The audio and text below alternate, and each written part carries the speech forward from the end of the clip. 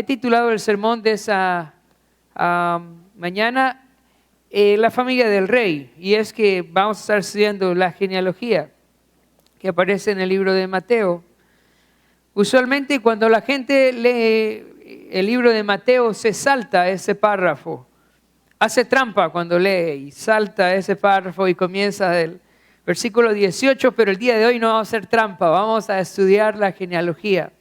Y me gustaría que pudiéramos verlo de una perspectiva diferente. Mira la genealogía como si tuviésemos el privilegio de conocer la familia de Jesucristo. Como si nos invitara a la sala de la casa y sacara el álbum de fotos familiares y dijera, mira, este es el tatarabuelo tal, ¿ok? Y yo te aseguro que si lo ves así vas a empezar a amar la genealogía.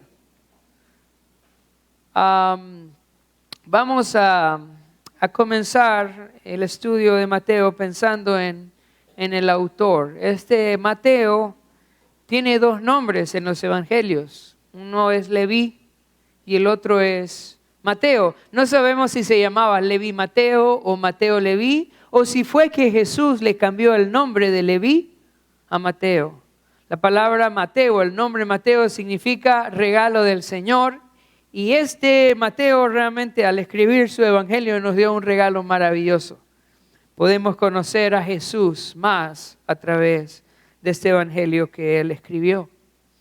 En Lucas capítulo 5, versículo 27 al 32, se narra su conversión. Y me gustaría que fuéramos ahí antes de empezar a estudiar la genealogía para entender el propósito por el cual él escribe la genealogía y el evangelio de Mateo. Entonces vamos a ir a Lucas 5.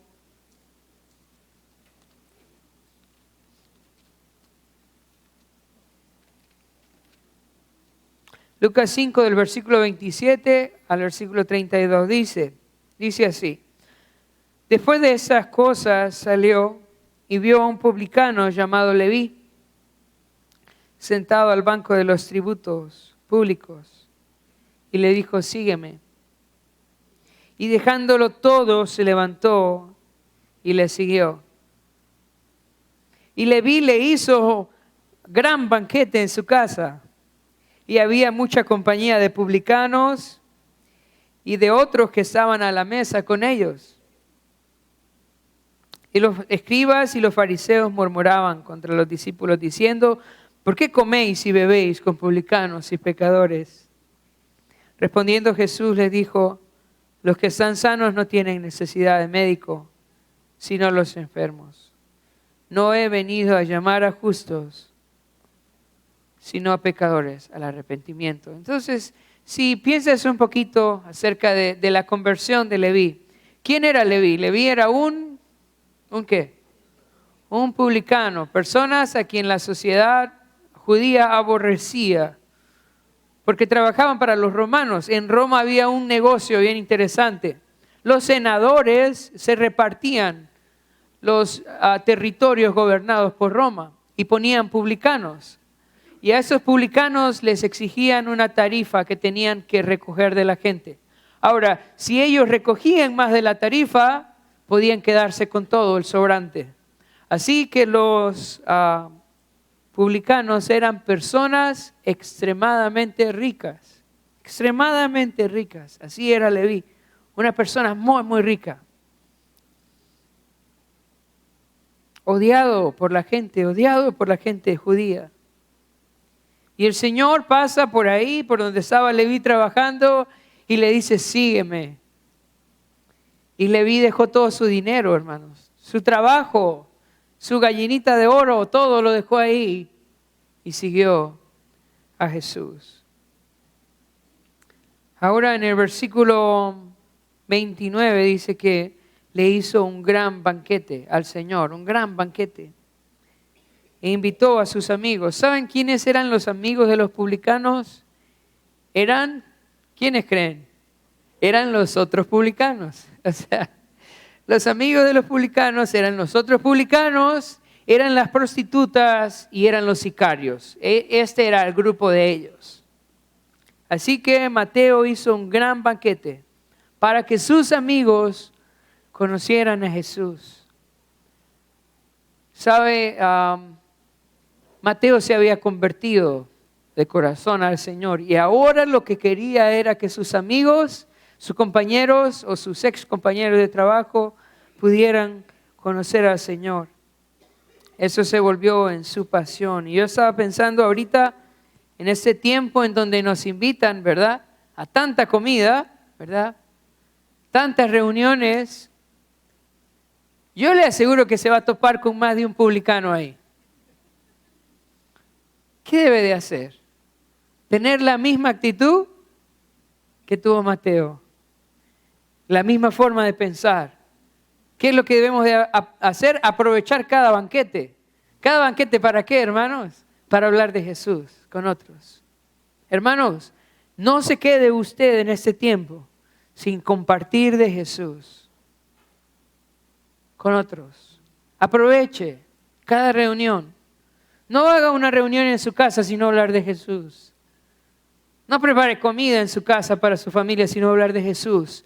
Que Jesús realmente sea el centro por el cual hacemos nuestras reuniones, así como Mateo hizo ese banquete para presentar a Jesús a sus amigos. Por otro lado, parte del trabajo de un publicano era hacer informes, llenar registros. Trabajaba con una pluma, ese es su trabajo. Presentar quién había entregado tributos y quiénes no. Ahora, él está usando esa habilidad que él tiene como publicano ahora, ya no para hacer dinero. Él está utilizando esa habilidad que tiene para escribir, ¿sabe qué? Para que otros conozcan de Jesús. Y por eso él escribe el Evangelio de Mateo, un evangelio dedicado a los judíos mismos. Esa habilidad que tenía para escribir como publicano, ahora la está usando para que otros conozcan de Jesús. Yo no sé, hermanos, cuál es su habilidad. ¿Qué cosas son las que usted normalmente hace? Pero yo quiero decirle que usted puede usar eso que usted hace para que otros puedan conocer a Jesús. Así que como Leví usaba un lápiz o una pluma para trabajar, ahora que era discípulo de Jesús, usó esa pluma para hablarnos de Jesús. ¿Quién es Jesús? Para presentar a su nación quién era el Mesías. Pensando en eso, vamos a ir ahora a Mateo capítulo 1, versículo 1, y voy a leer el versículo 1. Dice: libro de la genealogía de Jesucristo, hijo de David, hijo de Abraham. Así comienza la genealogía. Esa palabra libro que se usa acá, en Nueva Versión Internacional, se traduce no como libro, se traduce como tabla. Como tabla. Tabla de la genealogía de Jesucristo. De pronto cuando nosotros lo leemos acá, no tiene mucha forma de tabla. Pero cuando usted lo piensa detalladamente y lo ordena, se va a dar cuenta de que este párrafo de la genealogía de Jesús tiene un título, que sería el versículo 1. Esto sería el título: libro de la genealogía o tabla de la genealogía de Jesucristo, hijo de David, hijo de Abraham. Y tendría tres columnas con 14 líneas cada una. Entonces es más como una tabla. ¿Por qué pone el título Jesucristo, hijo de David, hijo de Abraham? Dios había hecho una promesa a David en 2 de Samuel capítulo 7 versículo 13. Vamos a ir a 2 de Samuel. 2 de Samuel capítulo 7 versículo 13.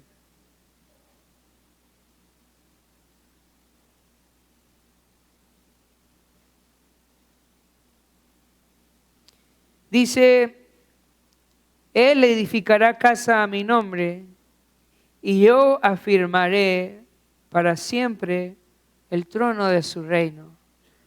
Dios le había prometido a David un hijo que iba a gobernar para siempre. Así que los judíos sabían que el Mesías tenía que venir de David. Y que ese hijo de David iba a tener un trono que iba a permanecer para siempre, de generación en generación. Por esa razón Mateo dice, Jesús es hijo de David. Y él va a tratar de comprobar eso a través de esta tabla de genealogía. Por otro lado, dice también hijo de Abraham. Dios también había hecho promesas a Abraham. Y vamos a ir a Génesis capítulo 12, versículo 3. Génesis capítulo 12, versículo 3, para ver las promesas que Dios había hecho a Abraham. Dice Génesis 12:3, bendeciré a los que te bendijeren, y a los que te maldijeren maldeciré, y serán benditas en ti todas las familias de la tierra. Entonces Mateo está diciendo, Jesús es el Salvador del mundo. En Jesús son benditas todas las naciones de la tierra. Jesús es el cumplimiento de la promesa de Dios, hecho tanto a David como también hecho la promesa que Dios hizo a Abraham. Todo se cumple en Jesucristo.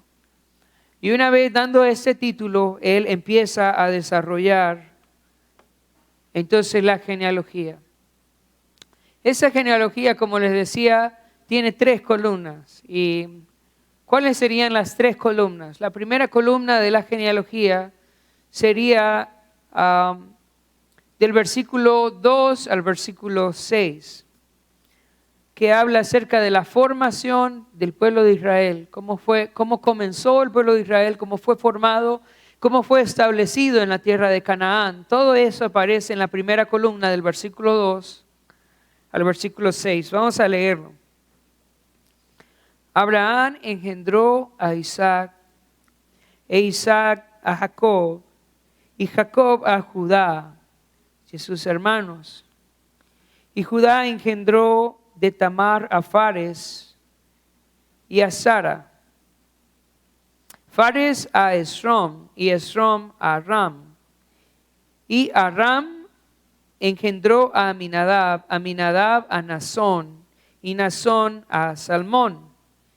Salmón engendró de Rahab a Boz, y Boz engendró de Ruth a Obed, y Obed a Isaí.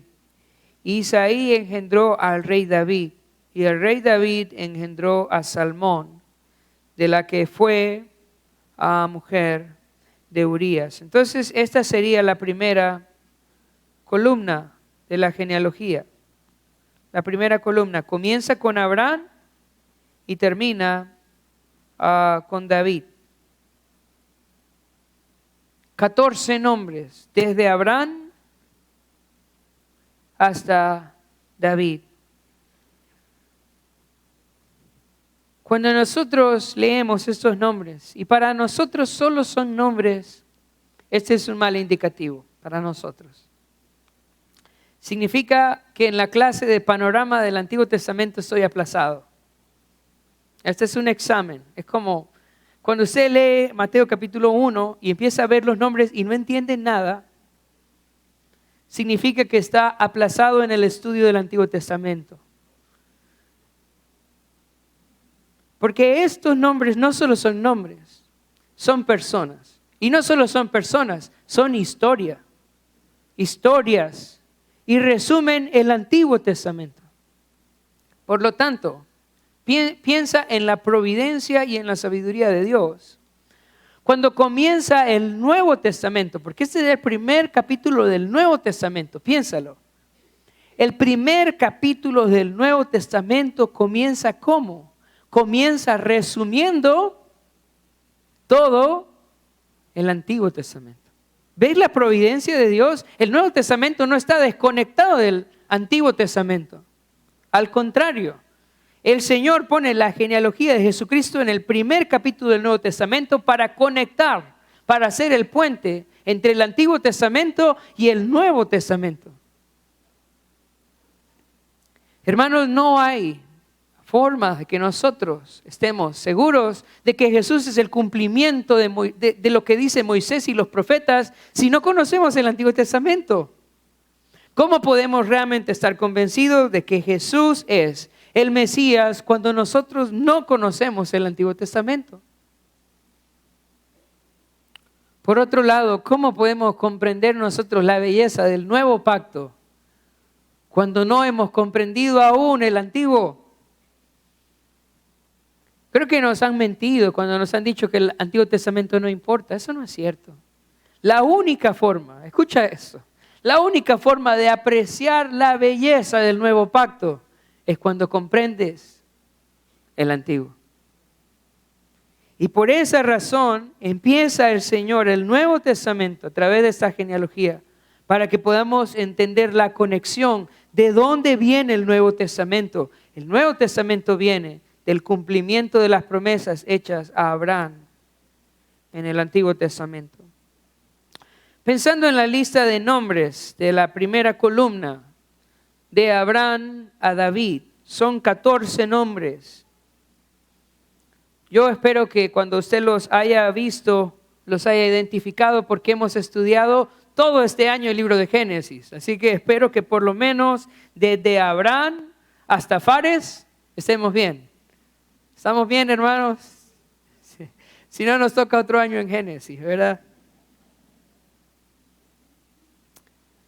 De Aram, en el versículo 4, la Biblia en el Antiguo Testamento lo menciona como Ram, no Aram, sino como Ram, y no se dice mucho de él. De Naasón, en el versículo 4, la Biblia lo menciona como uno de los príncipes de Judá. De Salmón, lo que conocemos es que se casó con Rahab. Ahora, de Booz, en el versículo 5 hay todo un libro que habla acerca de la historia de Booz y Ruth. De Isaí lo conocemos porque es el papá de David, el padre del rey David. Esta sería entonces la primera columna, que incluye, pensando en el tiempo, el llamamiento de Abraham, cuando el Señor lo llamó de Ur, de los caldeos, y le prometió que iba a ser de él una nación. Luego viene la parte de los patriarcas, luego vienen a Egipto, salen de Egipto y Dios le da la tierra de Canaán. Eso sería la primera columna. Ahora, la segunda columna tiene que ver con la monarquía. Dios dio un rey a Israel y dio el reino a sus hijos. ¿Ustedes recuerdan quién fue ese rey? Fue David. Saúl fue desechado, ¿verdad? David fue puesto como el rey del Señor, que está establecido por el Señor, y luego el reino fue dado a sus hijos. Todos en esta lista, en esta monarquía, son hijos de David, todos. Todos los reyes que aparecen en esta lista son hijos de David. Así que vamos a leer la segunda columna de esta tabla de genealogía. Ahora, comienza con el rey David, o sea que el rey David se repite. El rey David sería el último de la primera columna y también el primero de la segunda columna. Y terminaría esta columna con la deportación a Babilonia, no con una persona, sino con este evento, el evento de la deportación. Así que vamos a leerlo del versículo 6 al versículo 11. Dice: Isaí engendró al rey David, y el rey David engendró a Salomón, de la que fue mujer de Urías. Y Salomón engendró a Roboam, engendró a Roboam, y Roboam a Abías, y Abías a Asa. Y Asa engendró a Josafat, y Josafat a Joram, y Joram a Usías. Y Usías engendró a Jotam, y Jotam a Acaz, y Acaz a Ezequías. Y Ezequías engendró a Manasés, y Manasés a Amón, y Amón a Josías. Y Josías engendró a Jeconías y a sus hermanos en el tiempo de la deportación a Babilonia. Después de la deportación a Babilonia, Jeconías engendró a Salatiel, pero no, era hasta la deportación de Babilonia, hasta el 11. Entonces aquí vemos la segunda columna. Todos estos son reyes de Israel. Y vamos a pensar un poco en estos reyes, ¿verdad? Dice que David engendró de la mujer de Urías a Salomón. Salomón fue el hombre más sabio, ¿verdad? Pero acumuló mujeres y dinero y se perdió, ¿verdad? Y ya viejito regresó. Roboam fue el que desechó el consejo ¿de quién? De los mayores, ¿verdad? Y se fue tras el consejo de los jóvenes y dividió el reino. Abías hizo guerra contra el reino del norte y el Señor le dio victoria. En el versículo 7 al final está Asa. Asa fue un buen rey, pero al final su corazón se llenó de orgullo. Buscó apoyo en Siria en vez de correr al Señor y enfermó de los pies. Y hay algo interesante acá. Él se enfermó de los pies y en vez de buscar al Señor, buscó a los médicos. Así que, hermano, antes de ir al médico, vaya al Señor, ¿verdad? Y después puede ir al médico. Pero primero vamos al Señor en oración. Luego está en la lista, pensando en la lista, versículo 8, Josafat. Josafat fue un buen rey, pero ¿sabe? Se hizo amigo de Acab. ¿Ustedes recuerdan quién fue Acab? Acab era el esposo de Jezabel. Yo creo que Jezabel era la mujer más mala que aparece en la Escritura. Yo no creo que sería la mujer más mala en la Escritura, Jezabel. Y Josafat, siendo temeroso de Dios, escucha esto, se hizo amigo de Acab. Se hizo amigo de Acab. Y escucha eso, aunque Acab no desvió a Josafat, la Biblia dice que el hijo de Josafat, Joram, el que sigue, siguió los pasos no de Josafat, sino de Acab. Mira qué interesante. Su papá tenía un amigo impío y su hijo no siguió el ejemplo del papá, sino el ejemplo del amigo del papá, el amigo impío. Mira qué peligroso. Mira, ese hijo de Josafat, que se llama Joram, mató a todos sus hermanos. Todos los hijos de Josafat murieron a manos de su propio hermano, siendo Josafat creyente.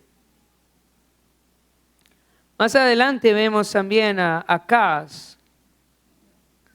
Acaz dice que hizo pasar, en el versículo 9, a su hijo por fuego. Ezequías fue un buen rey, pero el Señor le dijo, ordena a tu casa que te vas. Y le dijo Ezequías, Señor, no, yo me he portado bien. Y el Señor le dijo, ok, te voy a dar un par de años. ¿Y qué pasó? Su corazón se enalteció y se apartó de Dios. Mejor si hubiera ido. Hermanos, si nos vamos a apartar del Señor, mejor que nos lleve, ¿verdad? Estar aquí y apartarse del Señor, no. Manasés en el versículo 10, hijo de Ezequías, Manasés. Mira, ya hablamos de la mujer más mala. Ahora este es el hombre más malo, Manasés. Él es el rey más malo que aparece de los hijos de David. La Biblia lo describe como alguien que se excedió en hacer lo malo. ¿Has escuchado alguna vez una frase así? Se excedió en hacer lo malo. Vaya descripción, excedido en hacer lo malo, Manasés. Pero ¿sabes qué? Al final de su vida se arrepintió. El hombre había llenado Jerusalén de sangre inocente, pero al final de su vida se arrepintió. ¿Y qué hace el Señor? En su gracia los perdona. Manasés. Josías, ¿se acuerdan de Josías? El rey más joven, 8 años. ¿Y sabe qué? Uno de los reyes más rectos también, a pesar de su corta edad, 8 años. Jeconías, el último en la lista, aquí antes de la deportación, hijo de Josías. Jeconías tiene una maldición que expresó el profeta Jeremías. En Jeremías 22:30, el profeta le dice que no va a tener un hijo que gobierne, que él no va a tener un hijo que gobierne. Un hijo biológico, y uno piensa, ¿qué hace Jeconías entonces acá? Bueno, y es que la razón por la cual está acá es que Jesús no es un hijo biológico de Jeconías. Él tiene el derecho legal porque él fue adoptado por José.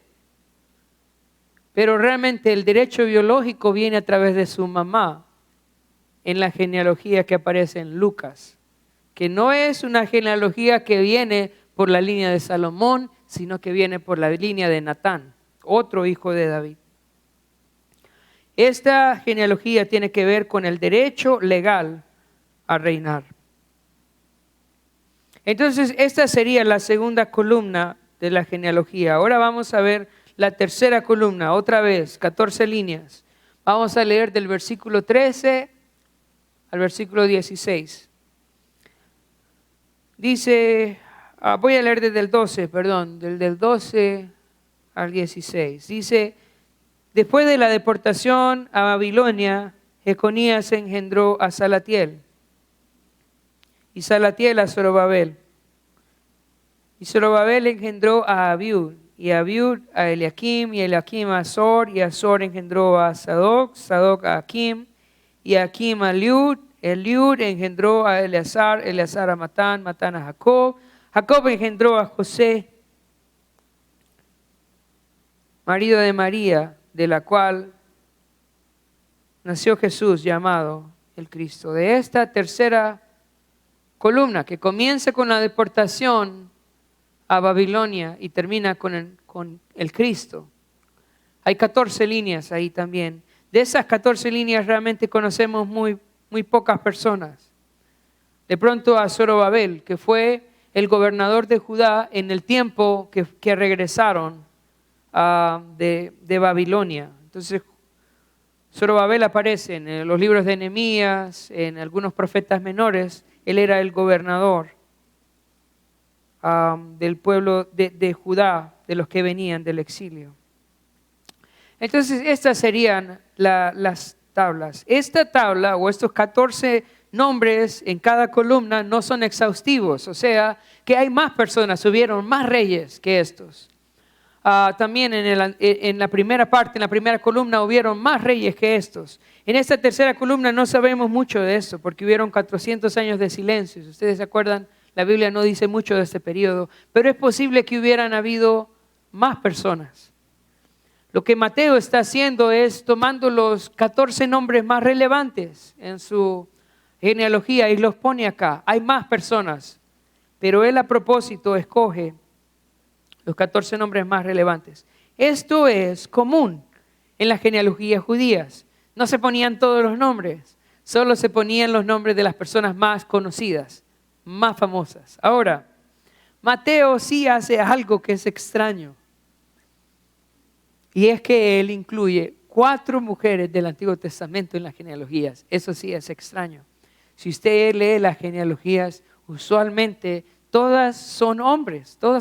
Habla de este hijo de tal o este padre de tal. Todos son hombres.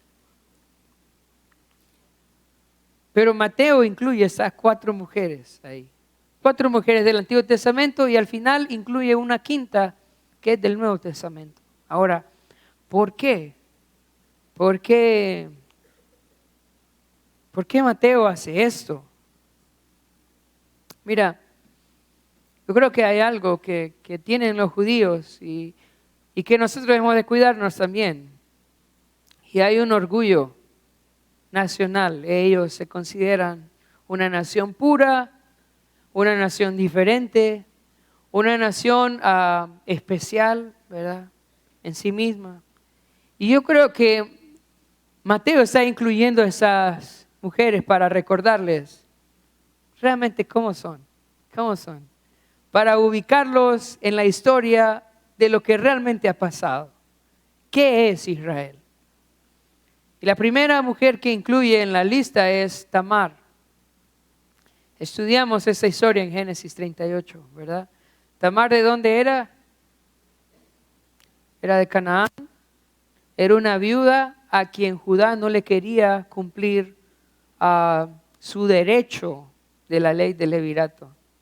Y la había engañado y la había enviado a su casa. Y como buena cananea se vistió de prostituta y se acostó con Judá. Entonces pone ahí a Tamar. ¿Por qué pone a Tamar? Bueno, acuérdense lo que hizo Judá. Acuérdense, ¿ok? Ahora vamos a ver si esto es casualidad. Vamos a ver, tal vez solo eso fue casualidad. La segunda que incluye es, ¿a quién incluye? A Rahab. ¿Cuál era la profesión de Rahab? Era prostituta en Jericó. ¿Dice? Hay otra mujer que quiero que recuerden. Rahab, la prostituta. Ella se casó con Salmón y de ahí vino Boaz, ¿verdad? Y de ahí viene el rey David más adelante. Ella también. Luego incluye a Ruth y vamos a ir a Deuteronomios 23:3.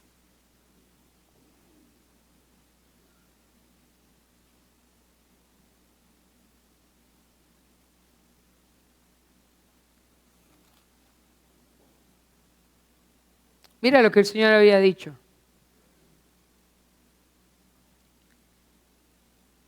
Dice, no entrará amonita ni moabita en la congregación de Jehová, ni hasta la 10ª generación de ellos no entrarán en la congregación de Jehová. ¿Qué dice? Para siempre, no podían entrar. Pero ahí está Ruth, que se casó con Boaz, ¿verdad? Y de ahí, más adelante, viene el rey David. El Señor le permitió a Ruth ser parte no solo del pueblo de Israel, sino de la genealogía de Jesús. Puedes ver la gracia y la misericordia de Dios. Y la última mujer, a mí me parece muy interesante eso también. En el versículo 6 dice, Isaí engendró al rey David, y el rey David engendró a Salomón,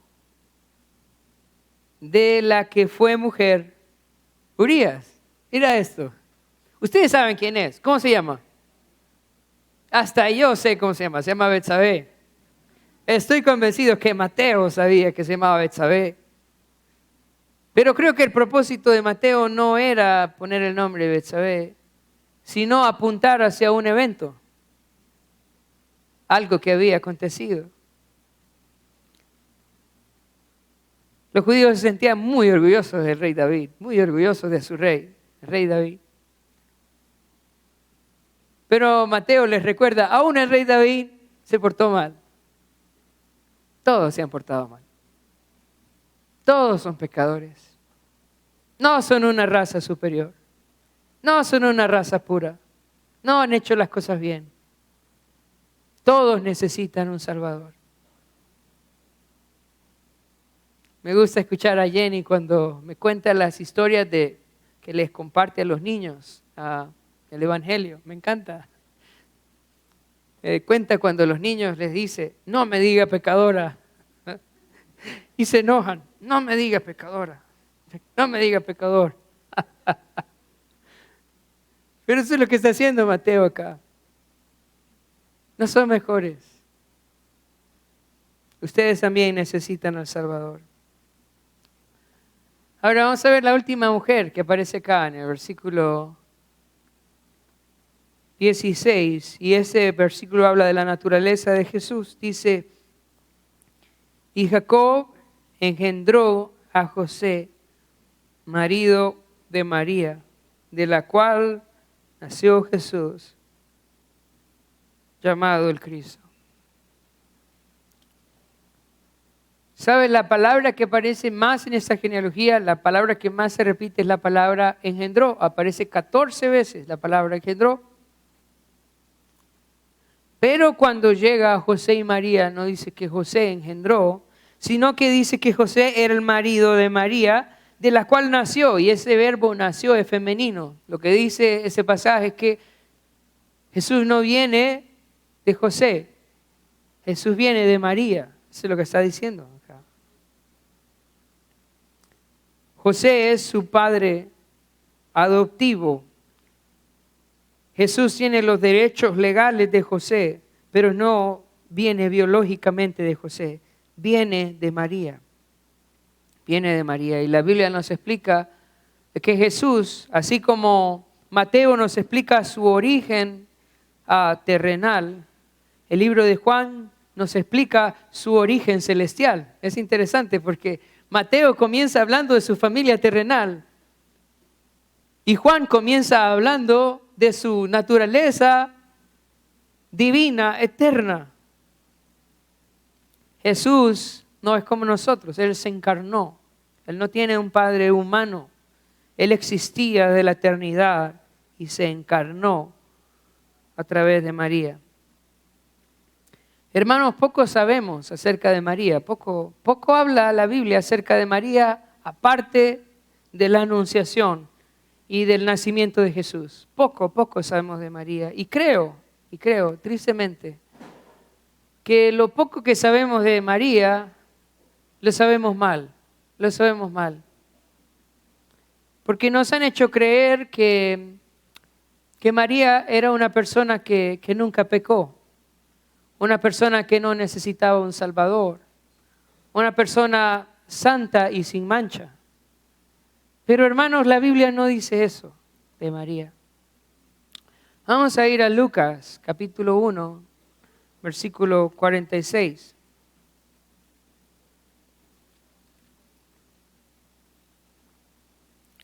Lucas, capítulo 1, versículo 46.